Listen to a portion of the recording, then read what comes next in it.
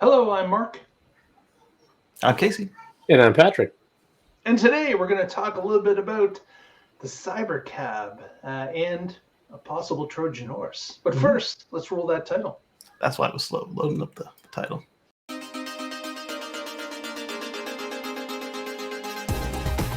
You're watching the Tesla Life Express. Hey everyone, thanks so much for joining us. Today we're going to talk a little bit about CyberCab, and we're combining with Patrick's article in carswithcords.net. So you can follow that anytime you want. But Patrick, take it away. Let's talk CyberCab. Yeah, so this was an idea that came up on this show, on the Tesla Life, and we were talking about when the Model Next was canceled, that they were putting the focus on CyberCab, and that's great because Musk's vision is that we're going to have this autonomous future, and with CyberCabs will be so prevalent that it'll be convenient and affordable, and that vehicle ownership is going to become mostly a thing of the past. Well, that's a great vision, and the question is, when will that vision happen? Is it 2026, 2030, 2035? 2 weeks. Exactly. And we all know he's very much an optimist. His timeline predictions are hyper optimistic. And so for the CyberCab to roll out in large amounts, FSD has to be done. It has to be better than human. And of course, it can continue to make improvements. But it's a long tail problem, which is what we've talked about, the March of Nines. So there are some problems that you don't even know exist until you remove other problems that were masking them. And there can be so many edge cases that it just takes longer than you ever expected to get something done. And, getting to 80% is easy, but then getting to 99.999 is not easy. Yeah. I remember when I was just getting started in industry and my dad had moved on to another project. There was this ad from Microsoft that was in the we had magazines back then. It was in the magazines, on the TV, it was everywhere. It was all about how many nines they had because they were so proud that Windows 2000 had reliable to 5 nines. Right. And it took an immense amount of work. And then not only did it do that, the fine print for what you had to do to get your nines, had to buy a lot of Windows and had to have high availability clusters and blah, blah, blah. So exactly, this goes to that. Yes. And if you haven't had to deal with that before, it's not very intuitive because you think, oh, if getting to 80% is easy, the last 20%, it should take 1/4 of what it took us to get to 80%, right? Not even close. That's not how long tail problems work. It's very non-intuitive. And so we know that Tesla is hiring people to do CyberCab monitoring, and they'll be able to do remote operations, teleoperations with it when they deploy it in their target cities next year sometime or in 2026 sometime. And that's great. That's how that's where you find out where those edges are that need help. And then you can attack Cortex on those, and you can have your driver monitors, teleoperators handle this in the meantime. So the question is, when does it get to scalable where they can make millions of them per year and sell millions of them per year? And that is a difficult question. So let's assume, for the sake of this argument, that doesn't happen until 2027. So what happens in 2026 when they have capacity available? They want to be able to build millions of these vehicles, but the FSD technology isn't quite there yet. It's still 2 weeks away. And I'm guessing that answer is my speculation is that answer is Model Next, or Model 2, as some people have called it. And it's the more affordable Tesla. And they're going to leverage a lot of the technologies that are in CyberCab. So when Tesla made CyberCab, even though they know this is going to be an autonomous vehicle, they didn't make it look like the Zooxmobile. Yeah. Right. They made it look like a car. And that means it's not just add a steering wheel and you're done. It doesn't have side mirrors. It has the butterfly doors, which are really cool, but not something you would put on an affordable vehicle. It's got the big, what were they, 20-inch tires? I mean, that's not going to be on an affordable vehicle. So yes, there will be some changes, but the stuff that we talked about, Cybertruck introduced a 48-volt architecture. I'm guessing that the CyberCab and the Model Next are going to share that same 48-volt architecture because they're trying to push the entire industry in that direction. And Cybertruck is paving the way with relatively low volume. When you get to something like CyberCab, it's going to be massively high volume. You want all of that laid out. Ether loop, that's another thing that Cybertruck introduced, and it is such a better system. Yeah. A lot less wiring, lower weights, can handle all the cameras, all the bandwidth. It's such a better system. So those things will definitely all be leveraged from CyberCab into Model Next. And it'll probably be 4-door instead of 2-door. It'll be 4-seat instead of 2-seat. Just are my guesses. They had a project called NV91, which was canceled when CyberCab became the focus. But I think they'll be able to revive that, dust it off, leverage what's already there in CyberCab, and make Model Next. Oh yeah, and for all those folks, Model 2, blah blah blah. The reason we've never used that is it doesn't sound good, and then the second is Elon said it's not going to be Model anything. So if it's not going to be Model anything, Model Next just a good placeholder to, hey, it's the next thing. Right. And to continue to call it Model 2 after he said it's not going to be called anything like that is just kind of weird. So we don't do it. Yeah. Stop dead naming it, man. Yeah. Well, what would be interesting here is how long will it take for Tesla to start to roll out this Model Next compared to the CyberCab? Yes, the CyberCab is being tested. It's being showboated around the country now on a tour. So how long will it take? Because we know that based on the Warner Brothers event, that he indicated that it's all going to start with the Model 3s and Model Ys. Right. They are going to be turned on autonomously.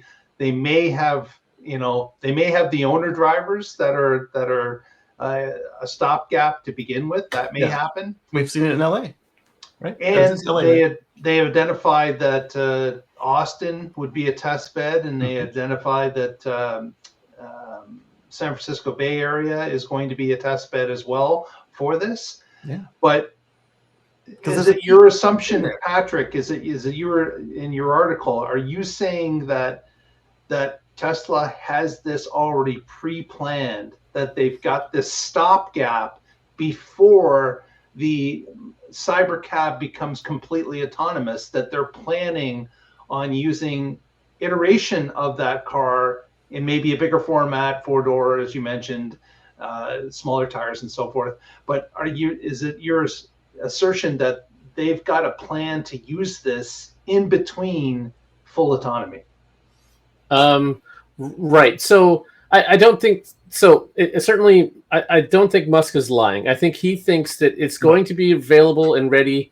But I think there are other people in Tesla who want to do a backup plan and have something waiting in the wings. And we've seen, one of the nice things about Tesla is they can pivot. We saw it during the pandemic when chips weren't available. Okay, they found other chips, they reprogrammed them, and they were able to get things to work. Yep. So a technology company, when you have a plan, you march forward, you try to do everything you can to be successful. But if they get to 2026, when they have the production capacity and they don't have the legislation in place, or the cities in place, or FSD isn't ready, whatever would stop them. And I'm not saying I hope they get stopped. I'm just saying that it's probable to some level. It's a non-zero probability that FSD won't be ready for take a nap with no steering wheel, sell millions of these cars. Even if it's physically and software 100% ready to do it, we've still got legal and certification to get through for this thing to happen. So like Mark was saying, Model 3 and Model Y already are allowed on the road. And if there's already somebody behind the wheel, it's a lot harder to say, no, they can't sit behind the wheel.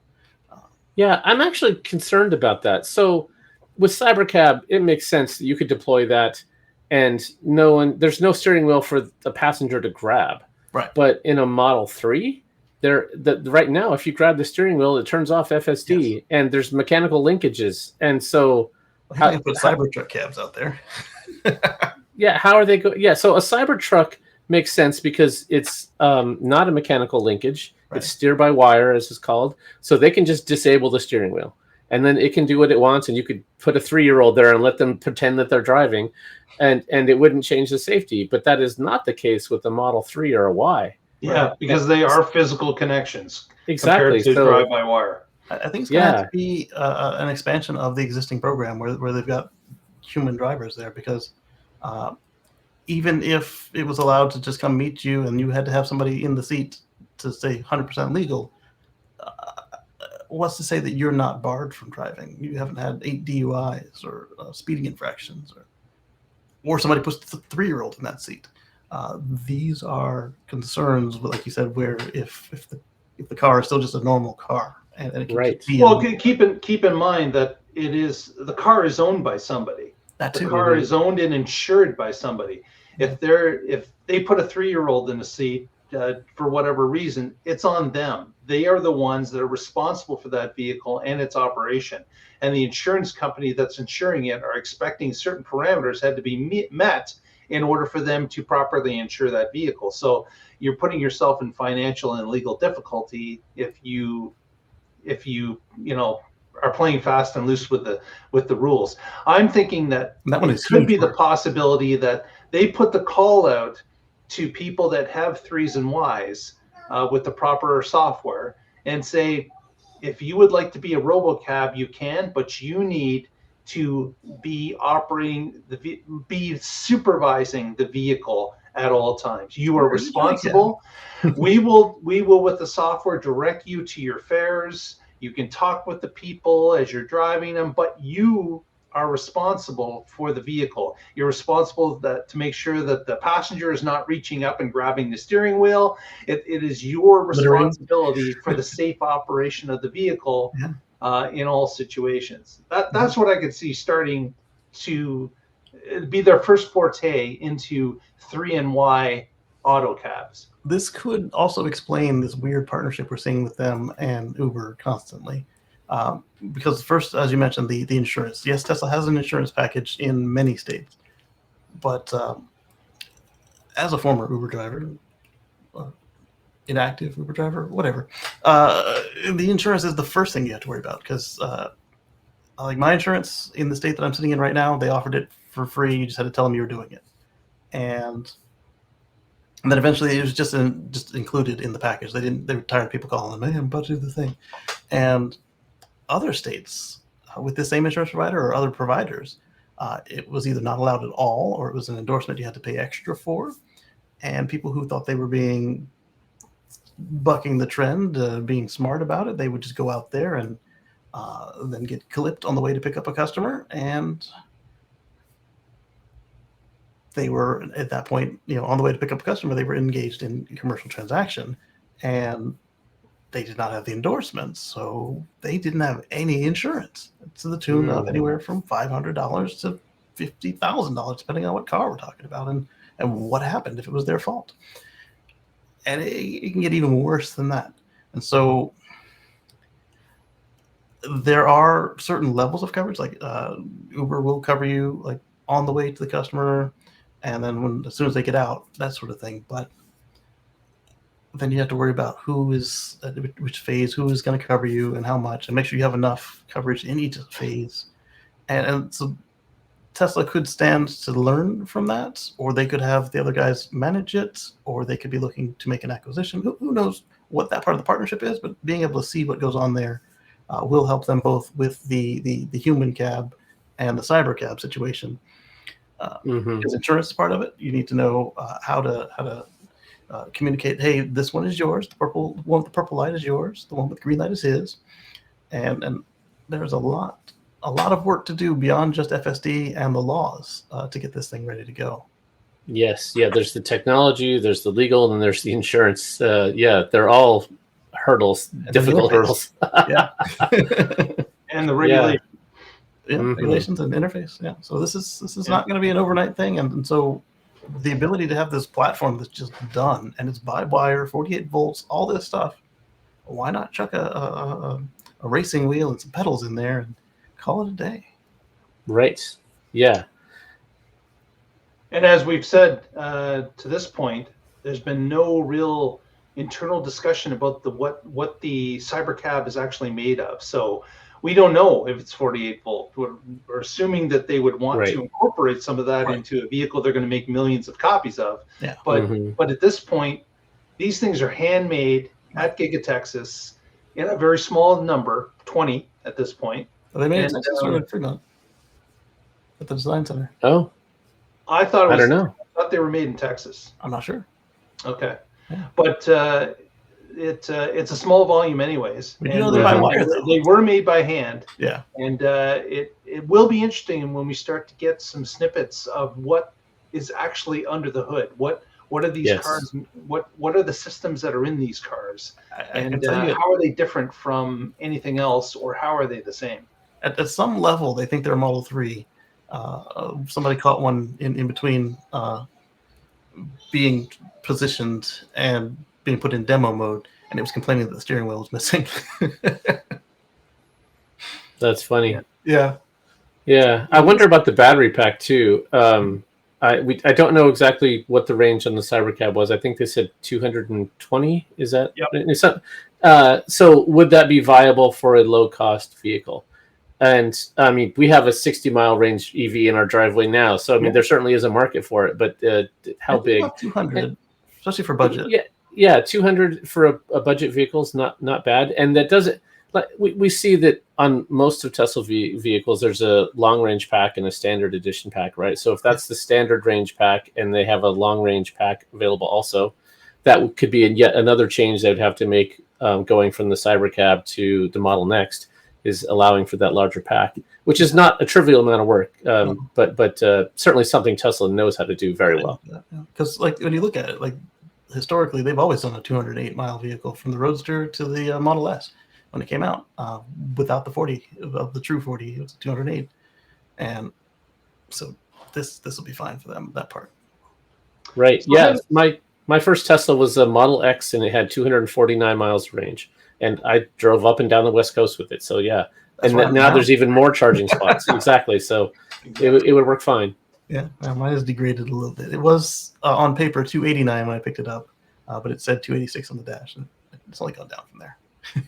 So head over to carswithcords.net, check out the article, and in the comments here, comment. What do you think? Is this what's in the future for Tesla? Do you think Patrick's vision is what could happen? How likely do you think it is to happen? Or what do you think is going to happen with the rollout of the CyberCab and the hurdles that it has to face in order to get on the road legally? So would love to hear your comments. Absolutely. With that, let's wrap it up. Casey, any comments? Yes. So we hope you've enjoyed this Tesla Life Express edition 2 for the week. And if you like this, how about in 2 days, we'll catch you live, same time, same place, for the Tesla Life Live, number 389, where you can interact with us. We'll interact with you. We're going to talk about the news, everything that's happening in the world of Tesla. We'll see you there. Very good. Patrick, any shout-outs? As always, I'm with the Oregon Electric Vehicle Association on this side, and we just talked about my blog. Thanks, and I write about my future free from fossil fuels on that blog. Thank you. Yes. Good. Tongue-tied. Hey, it happens. Connect with us next time, and we will find out what's happening in the Tesla life. Thanks so much for joining us.